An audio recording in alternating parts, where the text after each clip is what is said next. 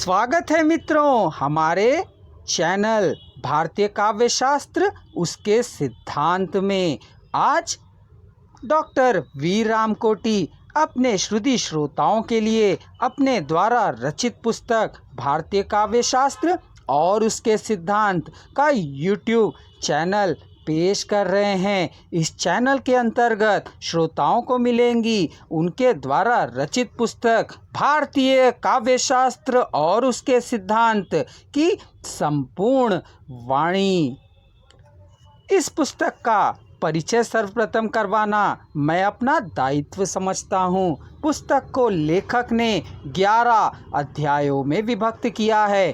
पहला अध्याय है काव्य की परिभाषा, विवेचन, आत्मा, प्रयोजन, तत्व और प्रभेद।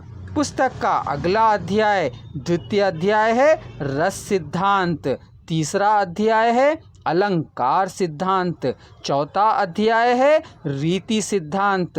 पांचवा अध्याय है ध्वनि सिद्धांत। छठा अध्याय है वक्रोकित सिद्धांत। सातवां अध्याय है औचित्य सिद्धांत। आठवां शब्द शक्ति के प्रकार। नौवां अध्याय आलोचक और आलोचना। 10वां अध्याय साहित्य एक परिचय। 11वां अध्याय है साहित्य के रूप। दोस्तों, हमारे डॉक्टर वी रामकोटी जी के कलम से बहुत सारी किताबें पहले ही बाज़ार में उपलब्ध हो चुकी हैं जो काफ़ी चर्चा में भी रही हैं। आज हम पुस्तक भारतीय काव्य शास्त्र और उसके सिद्धांत के संदर्भ में अगर कहना चाहें तो मैं आपको बताता हूं कि डॉक्टर वी रामकोटी जी ने भूमिका में लिखा है।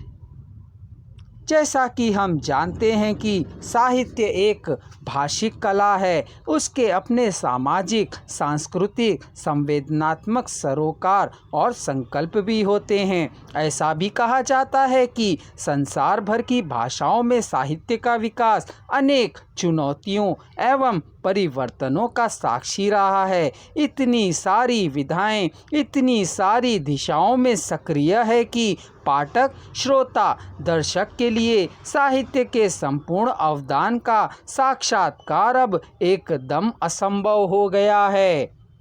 जो कुछ भी लिखित, प्रकाशित या प्रदर्शित है उस विधा के भीतर और पार पाकर नए नए अर्थों की तलाश समीक्षा का दायित्व है। दोस्तों, काव्य शास्त्र पर केंद्रित कोई भी पुस्तक संपूर्ण और अंतिम नहीं हो सकती। इसका कारण हजारों वर्षों में यूनान से भारत तक साहित्य चिंतन में उपलब्ध विभिन्न करवटों का एकीकरण करना कठिन कार्य है। काव्य शास्त्र हमारे आचार्यों के अथक परिश्रम का प्रतिफलन है। कितने शास्त्रार्थों के बाद शास्त्र के सिद्धांतों का निरूपण हुआ अथवा वे अस्तित्व में आए। काव्य शास्त्र का अध्ययन आह्लादित करने वाला है। संयोग से इस आह्लाद के रसास्वादक अब लगातार कम होते जा रहे हैं। दोस्तों, वैदिक वाङ्मय में रसो वे सा इस कथन के आधार पर रस को ब्रह्मा से अभिन्न माना है। लौकिक लक्षण ग्रंथों में रस को ब्रह्मास्वाद सहोदार कहा गया है। इस लक्षण के आधार पर रस भिन्न भिन्न रूप में परिलक्षित किया गया है।